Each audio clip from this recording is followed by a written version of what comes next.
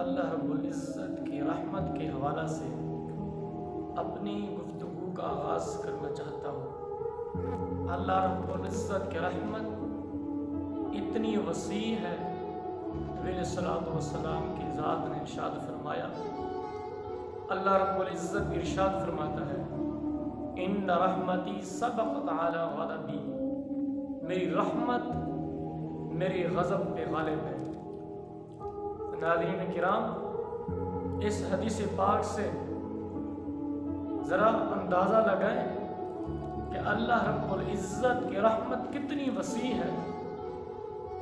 حضرت ابو ہریرہ رضی اللہ تعالی عنہ سے روایت ہے کہ ایک انتہائی ضعیف العمر 94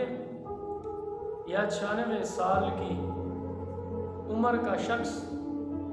بزرگ آقا کریم علیہ الصلوۃ والسلام کی دربار گہربار میں حاضر ہوتا ہے۔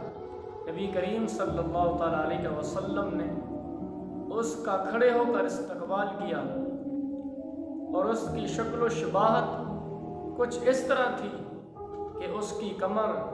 جھکی ہوئی ہے اور اس کی بھویں اندر کو دھسی ہوئی ہیں۔ نبی علیہ الصلوۃ والسلام کی ذات نے اس سے آنے کا سبب پوچھا، عرض کرنے لگا، یا رسول اللہ صلی اللہ تعالیٰ علیہ وسلم، میں عمر کے اس حصے میں ہوں جب کہ میری کمر جھک چکی ہے، میں نے اپنی ساری زندگی گناہوں میں گزار دی، اپنے رب کو نہ پہچان سکا۔ یا رسول اللہ صلی اللہ تعالیٰ علیہ وسلم، آپ کے ایک صحابی نے میری رہنمائی فرمائی اور میں ایمان لے آیا، اور ایمان بھی میں اس عمر کے حصے میں لے کے آیا کہ جس حصے میں یا رسول اللہ صلی اللہ تعالیٰ علیہ وسلم اگر میں نماز کے لیے اپنی کمر کو جھکانا چاہوں تو نہیں جھکا سکتا، یا رسول اللہ صلی اللہ تعالیٰ علیہ وسلم اگر میں تلوار لے کر جہاد کی جانب جاؤں تو نہیں جا سکتا، یا رسول اللہ صلی اللہ تعالیٰ علیہ وسلم میرے پاس اتنا مال و دولت نہیں کہ میں صدقہ و خیرات کر کے اپنی نیکیوں کا ذخیرہ کر سکوں، یا رسول اللہ صلی اللہ تعالیٰ علیہ وسلم عمر کے جس حصے میں ہوں اس حصے میں تو گھر والے بھی بندے سے تنگ آ جاتے ہیں،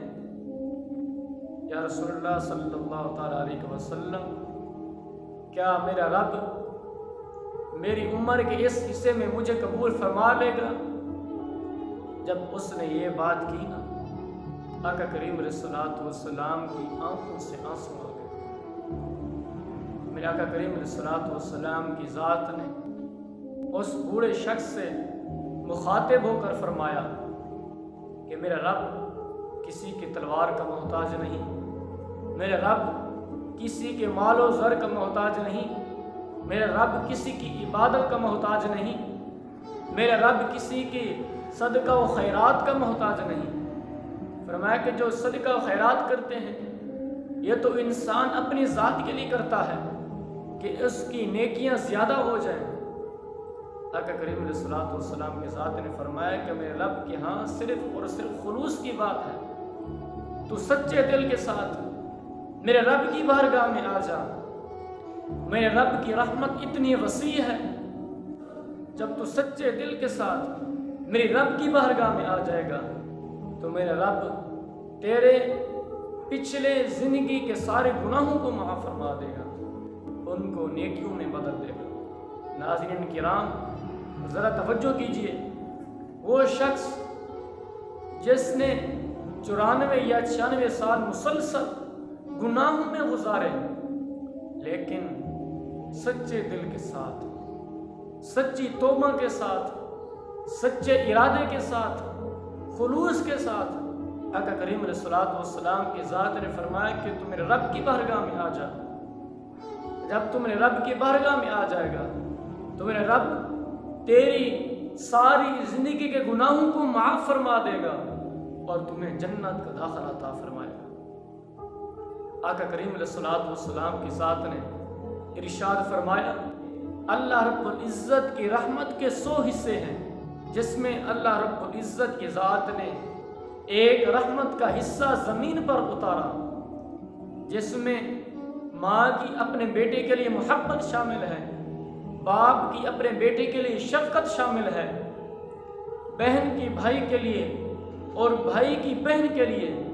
اور دیگر جتنی بھی محبتیں ہیں، یہ تو اللہ رب العزت کی رحمت کا ایک حصہ ہے۔ تو ذرا سوچئے 99 حصے جو میرے رب کے پاس ہیں۔ صحابہ نے عرض کی یا رسول اللہ صلی اللہ تعالیٰ علیہ وسلم، جو اللہ کے 99 حصے ہیں رحمت کے، وہ اللہ رب العزت کی ذات نے کس کے لیے رکھے؟ آقا کریم علیہ الصلوۃ والسلام کی ذات نے ارشاد فرمایا وہ سارے کے سارے روز محشر اللہ رب العزت کی ذات نے اپنے بندوں کے لیے رکھے ہیں جو ان پر رحمت نازل فرمائے گا۔ کتنا عظیم مرتبہ ہے اللہ رب العزت کی رحمت کا۔ اللہ رب العزت کی رحمت سے کبھی مایوس نہیں ہونا چاہیے، اللہ رب العزت کی رحمت سے امید رکھنی چاہیے۔